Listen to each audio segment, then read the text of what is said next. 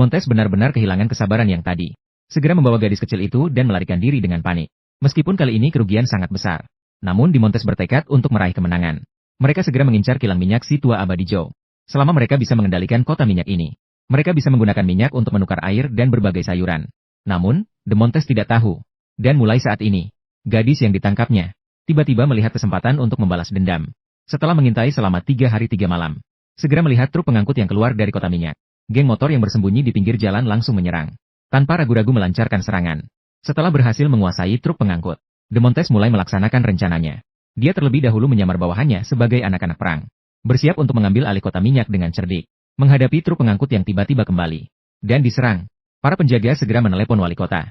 Namun, setelah mengamati dengan serius, wali kota segera menyadari ada yang tidak beres. Karena setelah pertempuran antara kedua pihak, ternyata tidak ada satupun yang terluka. Maka langsung memerintahkan untuk mengunci gerbang kota. Namun, tidak disangka Montes untuk mengambil alih kota minyak. Dia malah memutuskan untuk menjadikan sandiwara itu nyata. Mengambil busur dan panah lalu membunuh orang sendiri yang menyamar sebagai anak perang. Lagi pula, tidak ingin kehilangan anak, tidak bisa menangkap serigala. Melihat bahwa memang mobil minyak milik sendiri diserang. Wali kota segera memerintahkan untuk membuka gerbang kota. Cepat buka pintu. Geng pengendara yang pergi untuk mengejar. Juga pada saat itu terpaksa mundur karena api. Dan berpura-pura melarikan diri dengan panik. Namun belum sempat wali kota bereaksi. Ratusan anggota geng pengendara berlari menuju gerbang. Anggota geng yang bersembunyi di bawah truk pengangkut. Juga pada saat itu dengan cepat menguasai posisi tinggi. Segera menguasai menara pengawas dan membuka gerbang kota. Pasukan besar segera memanfaatkan kesempatan untuk masuk. Montes dengan mudah mengambil alih ladang minyak. Setelah memiliki modal untuk melawan Zhou yang tak mati. Kedua belah pihak segera memulai negosiasi kedua. Namun Montes justru meminta dengan sangat tinggi. Meminta pihak lawan untuk menyediakan 2 kali lipat air dan sayuran. Untuk menukarkan minyak yang sekarang dia kendalikan. Jika tidak, dia akan meledakkan kota minyak. Menghadapi ancaman bom.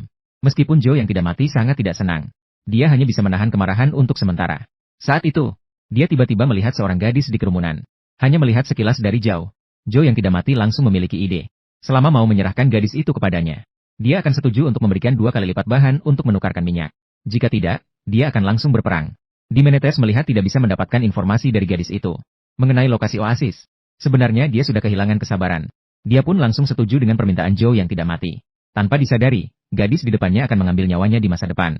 Meskipun gadis itu masih belum mendapatkan kebebasan. Bahkan berpindah dari sarang serigala ke sarang harimau. Tapi dia sangat menyadari. Hanya dengan melarikan diri dari cengkeraman Montes, rencana balas dendamnya bisa dimulai.